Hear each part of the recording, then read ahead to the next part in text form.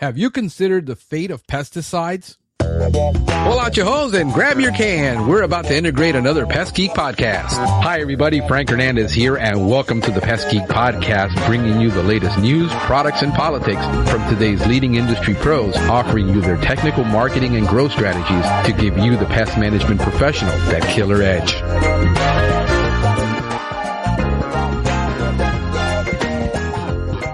Hey everybody, Frank Hernandez here, and welcome to another edition of the Pest Geek Podcast. On this episode of the Pest Geek Podcast, we're going to be discussing the fate of pesticides in the environment. I don't know if you have stopped to consider what a pesticide does, a particular pesticide that you use, and what actually happens to it once it's in the soil. Once it's in the water. And I think as true professionals, as PMPs, as technicians, as those who own and manage pest control businesses, we need to have an understanding of what happens to a pesticide once we introduce it to the environment. And I'm not coming at this from a tree hugger mentality, because I'm not. That would be hypocritical. I am not anti-pesticide. I am not anti-industry. I'm pro-industry. However, I am for the responsible management of the products that we use and for the environment which we live in. And I think we need to seriously look at this, because in a lot of the courses, a lot of the CEU classes that I have taken over the years, this is touched upon, but only as air drift, only as absorption is not a whole lot talked about, mostly drift, mostly how it contaminates water, but we haven't really considered, and we need to look at it from both aspects. One, from the environmental aspect. Two, from the profitability or cost prospect. Why? Because if you don't understand how a pesticide behaves once it's on a surface, once it's on a leaf, once it's in the soil, you could be wasting a ton of product, which at the end of the year could translate to a good percentage of your profit, from hundreds to thousands of dollars to hundreds of thousands of dollars, depending on the size of your operation. But every time it is taught, it's usually only taught from the environmental protection standpoint. Never do we look at both sides. Usually the conversation is one-sided. And what I have learned over the last maybe 6 to 7 years about how I use my pesticides, how I select them, how do I apply each one of them, based on a conservative view, not only environmentally, but fiscally. I am responsible for the fiscal vitality of my company. And how I manage those chemicals will depend on my profitability in tough times and also my stewardship of the environment.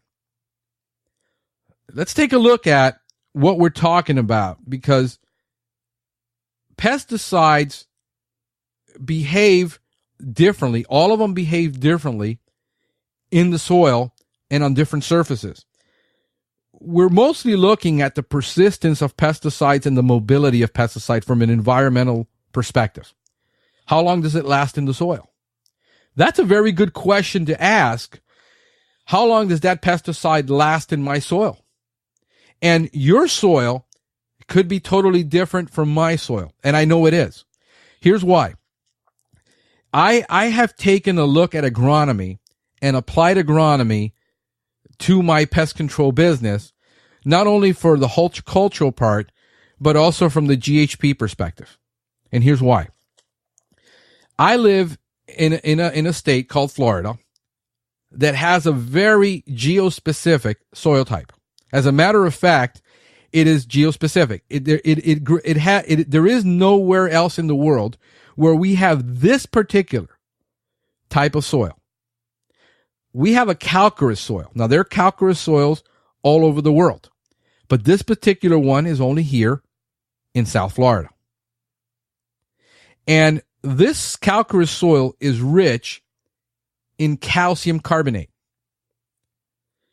And by that, it makes it very, very, very alkaline, highly alkaline. When soil becomes highly alkaline, pesticides break down very, very quickly.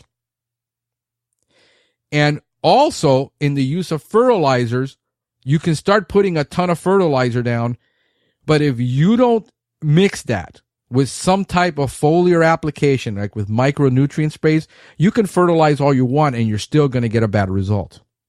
When I teach on pesticides, and when I spend most of my time trying to educate my customers on why they're not getting the results they're getting with the company they have. See, I consult my customer first before I sell them. I try to figure out if this customer is going to be a fit for my organization, for me, for the way we run our business. And if the customer doesn't understand why we have to do certain things differently than other companies, which might be national companies that they've hired, and the national company doesn't understand our soil and doesn't understand, the technician doesn't understand this, they're applying just a program that they've instituted across the board, but it doesn't work down here. And a lot of the business that I do take, I take it from big national companies who don't understand how things work in our soil. And our soil is the key to understanding a lot of the things that we do. If you have a soil with high pH, the nutrients tend to bind to the soil. A lot, especially the micronutrients, the nutrients that the plant uses in very minute quantities. But the pesticides also. So if you're doing a lawn treatment for a specific type of bug, and you use a specific type of pesticide, how long is it really lasting in that soil, being effective? What's the half-life of that pesticide? And those are the things that we should be asking as a professional, because you're the person that has to make that decision, usually, on site. And there's things that you can do to maybe change the products that you're using, modify the way you're applying them, or do something else. Let's talk a little bit about the issue of the environmental impact of pesticides, because there are things that we know and things that we have been taught and things that we haven't been taught and things that we've forgotten. And I think it's vital to take a couple of minutes and look at what happens. And at the end, I'm going to give you a really cool website that you can use to check the product that you're using and see how it behaves in your particular soil and in your particular environment, in your particular climate. And those are things that we need to look at, is our climate. We have a hot and humid and rainy and wet climate down here. It's not the same climate that you have in Arizona or New Mexico. Totally different. So if you're dealing with a national company, and this is for the small, independent, how you win more business from large national chains is by being a real expert on your environment. That has been a key for me, to be able to explain to a customer with detail why that program they're using is never going to work and it's not giving them results.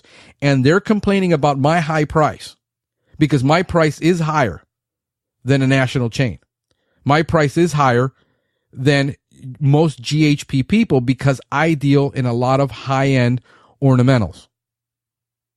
And when they're comparing my price and saying your price is twice as much, I have to be able to justify why my price is twice as much. Why does it cost twice as much to do it? Because of the way I have to do it in order to give them the results they want. And I think we need to look at that. How does a pesticide behave in your particular climate? What is the transport process? What's the transfer process? What is the transformation of that pesticide? How does it transform itself? Do you understand the soil permeability of that product? Do you know your soil pH? And what I intend to do in this podcast is not give you all the answers because I can't give you all the answers. I don't know your particular situation in your particular part of the world. But I can give you enough information that you can find out and ask the right questions and become an expert in your part of the world, in your locality, because to a lot of us that are small solopreneurs, be an expert in locality is going to be a key. When you know more about the pest in your area, the soil in your area, the weather in your area, the temperature in your area, the pH, the organic matter in the soil, the lack of organic matter in the soil, then you can start tailoring your products and services to that market and be the guy that gets the best results. A lot of you that are listening to me are saying that I'm nuts, are thinking this is too much time, too much knowledge, and people aren't willing to pay for it. You will start finding the people that are willing to pay for it. And that's the key. Let's take a look. Here is the difference between the products that we use now. When a lot of people, and this is a touchy subject because a lot of people are up in arms about neonicotinoids, because of how it behaves and how it's possibly declining all the bees, when all the data is still suggesting that it could be a fungi or a bacteria that's causing this. But anyway, we'll save that discussion for another day. But products like chlordane, it's no longer available. 40% of the half-life of the remaining product will remain in the soil for 14 years. This is why people, and this is why I try to educate a lot of people that the stuff that we used to use, the method that we used, was a can sprayer. The can is the icon of the pest control industry. B&G has done a fantastic and phenomenal job of making their can the icon of the industry. Here's the problem. These products are no longer around. No longer do you have a product that you can apply and solves every one of your problems. They don't exist. Yet the can seems to be the icon of the pest control industry. And if you try to get rid of it, you will receive resistance and backlash from your own customers when you're trying to do the right thing for them. It's always about doing what's best for the client. And you have to educate your client that a lot of the things that you used to do, the practice of baseboard spraying, can be actually counterproductive when you're using repellents and you don't have residual value anymore, but you're still using the practice. DDT, 17 years, 39% would remain still in the soil after 17 years. You see, those products are all gone. And a lot of the practices that we have about spraying and baseboard, and I do very little spraying. Actually, I do. The only thing that I absolutely spray that I can't get away from is lawns. I can use granular, but I'm still using a pesticide for the lawn. I just replaced the method of spraying and which costs about 30% more to do a granular. There are some times when that's beneficial It depends on the situation. But things that are going to affect the transport of pesticides. I'm going to give you a list of things that you need to evaluate on your own. Like I said, I'm not telling you what to do. I'm just telling you what you can ask and what you can find out about and whether you can make changes that are more effective for you. Low risk of water contamination. Well, water solubility. If the pesticide that you're using has a low solubility, you have a lower risk.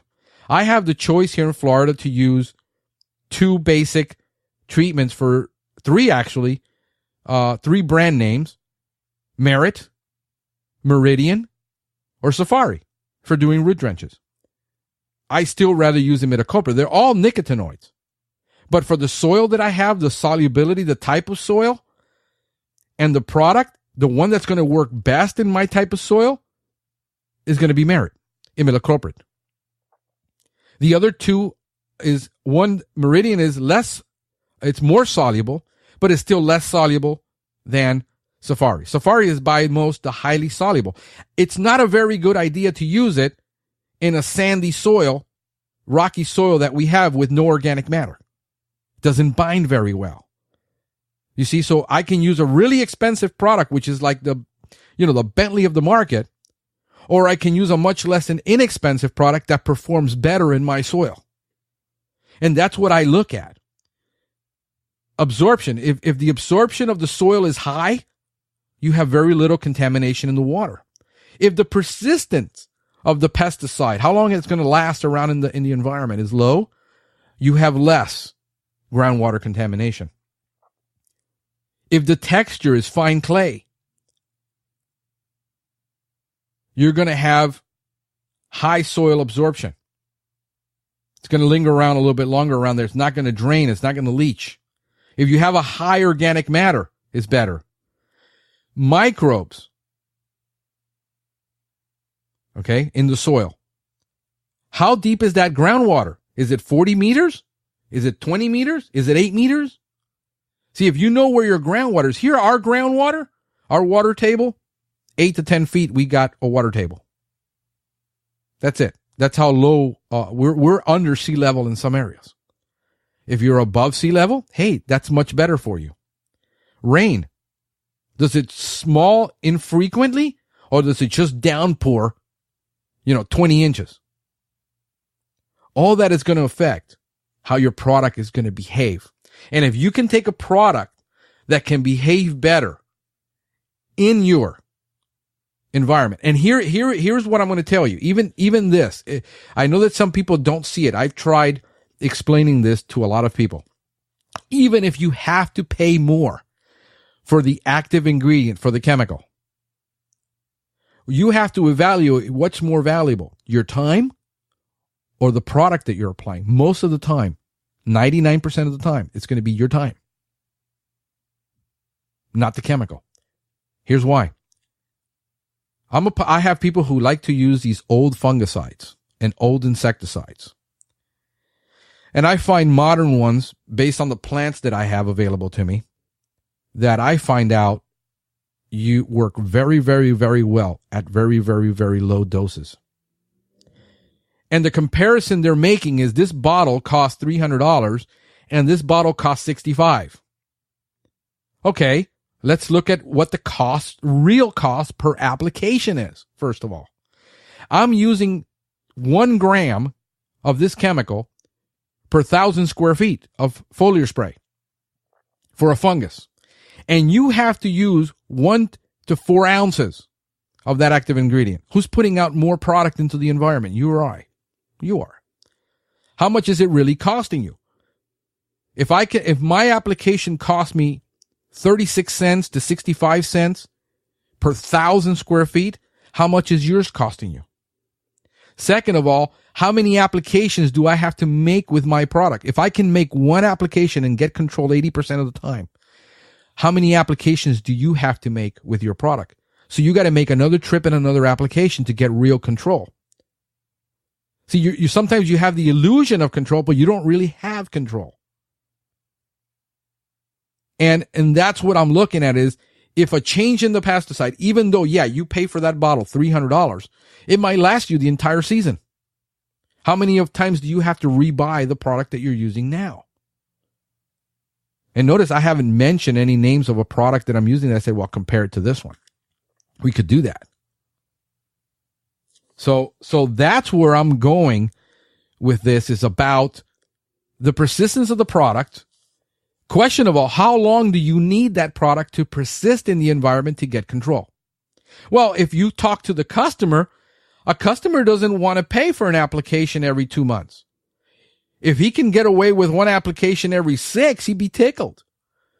But he's not considering the impact on the environment, that he's really paying for a product that's going to persist for 6 months in your soil. What's the impact to his environment?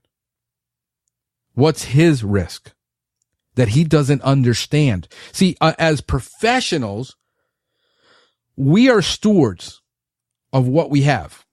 We decide what we're going to do. Here's an example. You go to your doctor and you tell your doctor, hey, doc, here's what you're going to do. You're going to write me a prescription for this, this, and this, because I already looked it up on the internet. I Googled it, and I know what I have. He's either going to laugh you out of the office, or he's going to stop you right there and says, listen, I'm the doctor here. I'm going to tell you what you have because I'm the one responsible for writing that prescription. I'm not just going to write you a blanket prescription. I mean, if he's a really good doctor. I mean, there are some corrupt doctors out there that will do such a thing. Why is it that you as a professional, the customer is going to tell you where to apply it, how to apply it, what to apply, when to apply it? No true professional ever allows that. Your accountant doesn't allow it. Your lawyer doesn't allow it. Do you realize that you have a harder job,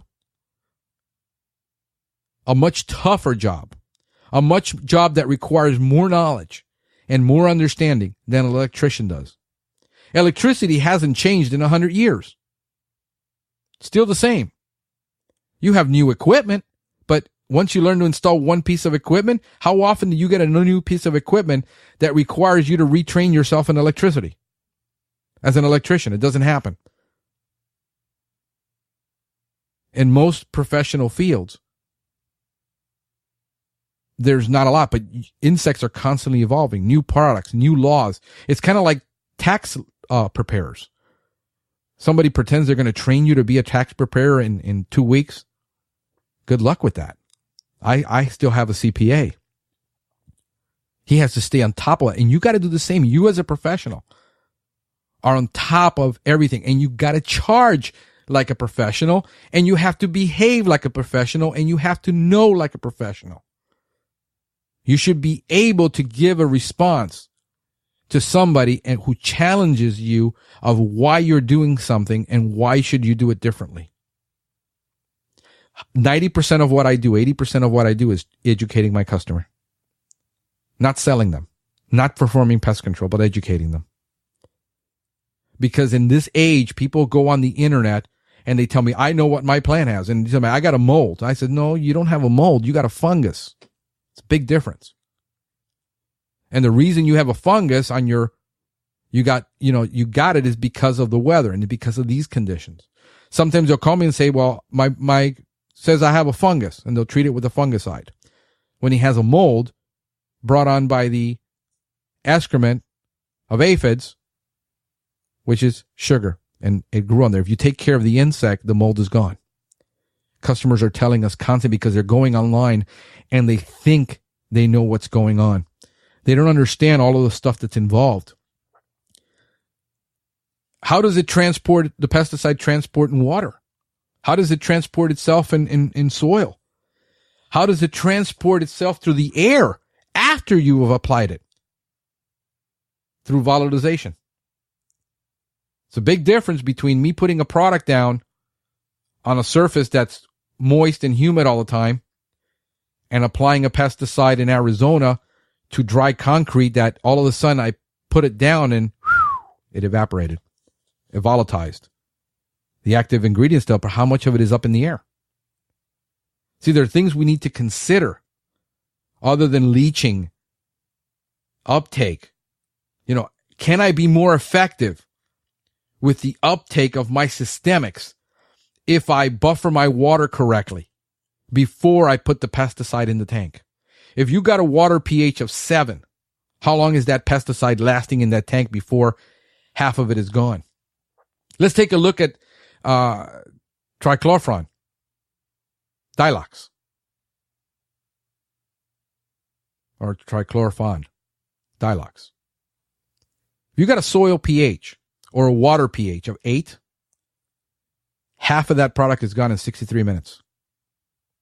If you got a pH of 6, it'll last 3.7 days. Just 2 points of alkaline is going to determine how long that product is going to last.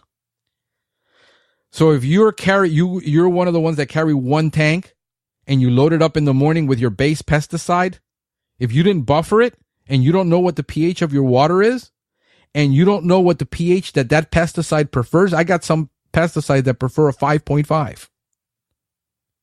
And our water here is 8 to 8.5 pH. I put it in the tank before I went out to driveway was gone. You see, those are the things that the environmental fate of it, not just in the environment, but can we be more effective by how we apply it, where we apply it, when we apply it? Soil texture, soil moisture, the amount of organic material in that soil is going to play a huge role. We have almost no organic material in our soil here in South Florida. It's just, a lot of native plants adapt very well. But when it comes to exotics, it's a nightmare with exotics, especially with deficiency problems. That rate of volatilization, temperature is going to play a huge role. Your humidity, as I said before, it's common. These common threads, are common throughout. All you have to do is know the common denominators in your particular area. Leaching and runoff, it's a huge problem down here. It's a huge concern. I don't know how big of a concern it would be where you are. Uptake with systemics and uptake on plants. What happens when you have leaching and you treat a tree or a shrub and 10 feet away there's a fruit tree with long roots and it just went vertical in the soil and it absorbed it?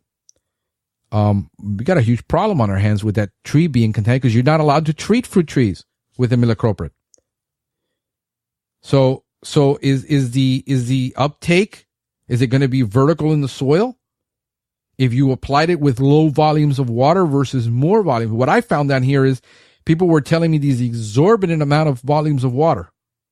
With our type of soil, I found that if I use very minute amounts of water, I would get better results, contrary to what everybody was telling me. And we did several tests at very minute quantity. We're talking about, 5 ml of water per 1 ml of imidacloprid.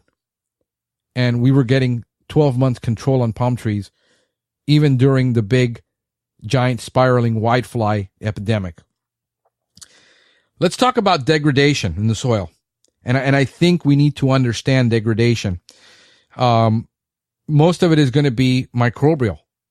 Do you have the active microbes in your soil that are going to degrade that product? That the fungi or bacteria or microorganisms in that soil are going to use it up as carbon or energy and basically degrade the product? Do you have the organic matter? Do you have the moisture? Do you have the temperature, the pH for that microbial degradation to take place? I think that's a good question for you to ask. Hydrolysis.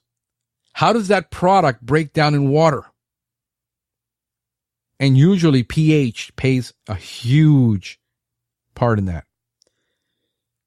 Oxidation reduction or redox. How does that play a role in your product? They're saying those are things that I've either heard before and I don't understand, or things that I've never heard before.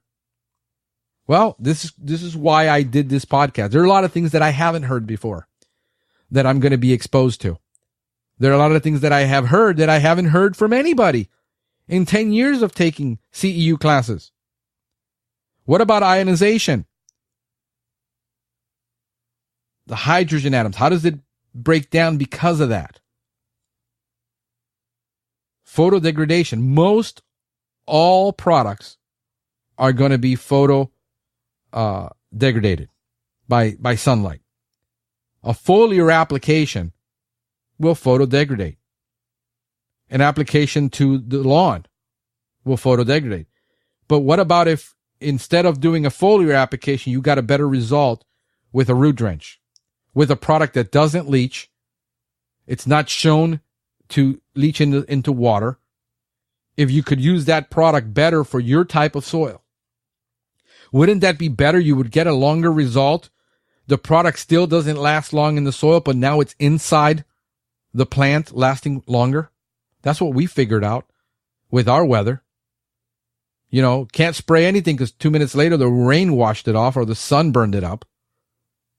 We could get better aesthetics, better control, less product, less chemical, less water, and we get better results for our kinds. See, my way of looking at things is, number one, is it safer to do it this way? Number two, does it improve our quality over our competition? Will this increase our production or speed? I never really focus on, can I make it cheaper? Because focusing on making it cheaper will get you to bypass quality, get you to bypass safety, get you to bypass a lot of things. In the result, if you look at what happened, I recommend the book to you that you're saying, why are you recommending this book when it has nothing to do with the pest control industry? Because it has to do with the concept of being lean.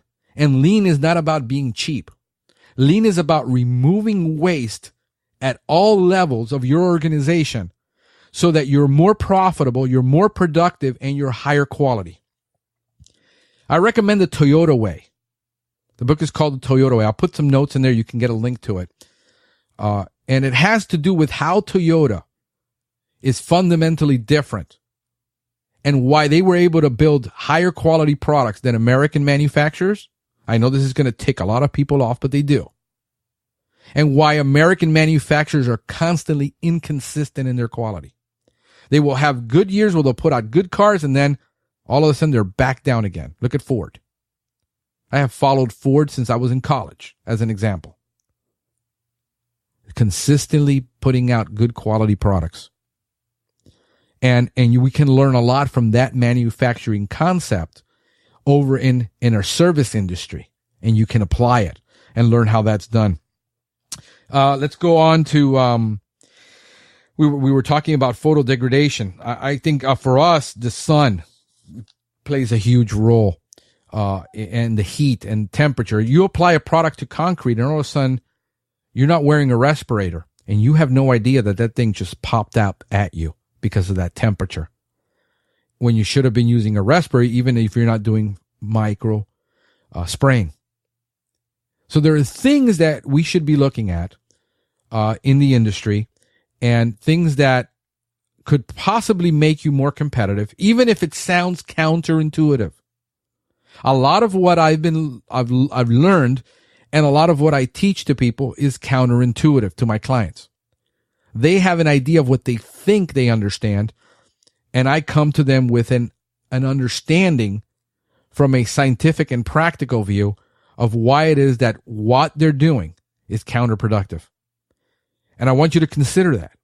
Consider it. I'm going to give you the NPIC website at npic.orst.edu, the National Pesticide Information Center. The great thing about this website is you can take any of the chemicals you're using and you can go in and put that chemical in there, look it up, and let's say you're using fipronil, which is the active ingredient in Termidor, and you can look up the actual information, every bit of information that you're not going to find on the label about how that product behaves in soil, how that product degradates, what is the actual pH of that product, and then decide if maybe for ant control, fipronil really isn't that effective. Maybe a product like Transport for your area would be more effective. And you can look at how it behaves in the body, how that product is gotten rid of in the body, how it's metabolized through either the kidneys or the liver. Things that you need to know as a professional about, first of all, protecting yourself and then being able to protect others. And as a technician, you should know this. This information should not be held from you. Trying to read an MSDS, you need a PhD. Understanding your LD50, which is not on your label, it's on your MSDS. Those are things that you really need to understand. You know, what is the acute toxicity of that product? Is it carcinogen? What is the fate of it in the body? What medical tests can you take to find out if you've been contaminated? What are the signs? Everything that you need to know about that product, I think, is our responsibility as professionals to know this. And I think you will be a much better technician, much better business owner, much better employer if you did concern yourselves with these facts. And then you're able to teach other people about these things in your city, in your town, in your company. So I'm going to go ahead and leave you with that. And with this, we're going to go ahead and head on out of here. I'd like to remind you about our website is pestgeekpodcast.com. Also on Twitter at pestgeekpodcast. You can find our news feed and you can call us from anywhere in the world. You can dial us up on our, we have a 24-hour, 7-day-a-week phone line that you can go ahead and give us a call at, and you can leave a recorded message if you want to have your question on the air heard. If you're timid, well, you can just write us an email at Franklin at pestgeekpodcast.com. Feel free to shoot me an email. And then also you can check out, the phone number is 707-395-7378. That's 707-395-7378. Feel free to leave your name, the name of your company, your question or your comment. And even if it's a negative comment, we would like to hear from you. We really appreciate the time that you have invested in listening to this and the time you've given us. And I hope that it does help you become a better pest control technician and give you that killer edge. Until next time, folks. Thank you for listening to the Pest Geek Podcast. If you have enjoyed the Pest Geek Podcast, please give us a rating, write a review, or subscribe to the channel. You can join the Pest Geek Society by visiting pestgeekpodcast.com. Thank you for listening. See you next time.